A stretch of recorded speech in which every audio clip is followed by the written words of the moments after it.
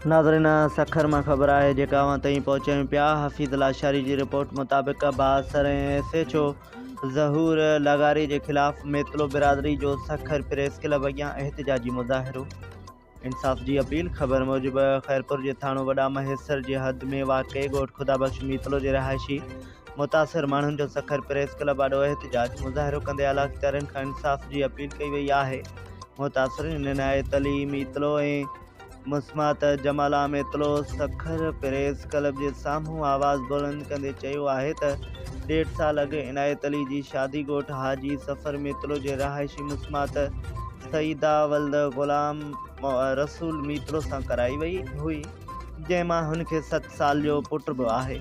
मुतासिरीन जो चवण हो त सखर के इलाइक़े बचल शाह मियाणी में रहायश पज़ीर हुआ। गुज़रियल हफ़्ते बासर माण्हुनि हाजी सफ़र मीतलो, रियाज़ मीतलो, अनवर मीतलो, मुस्मात बीबी खातून समेत ॿियनि थाणो वडा महेसर के SHO ज़हूर लगारी से मिली बग़ैर कंहिं जवाज़ के हुननि जे घर मथां चढ़ाई कई।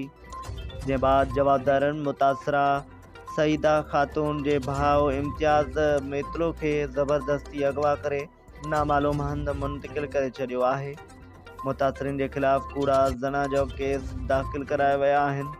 मुतासरीन दाहींदे चयो है त ही सरासर नाइंसाफ़ी है। मुज़ाहिरीन खबरदार कयो त अगर इन मसइले के जल्द हल न कयो वियो त ही वक़्त वधीक सख्त एहतजाज रिकॉर्ड कराईंदा।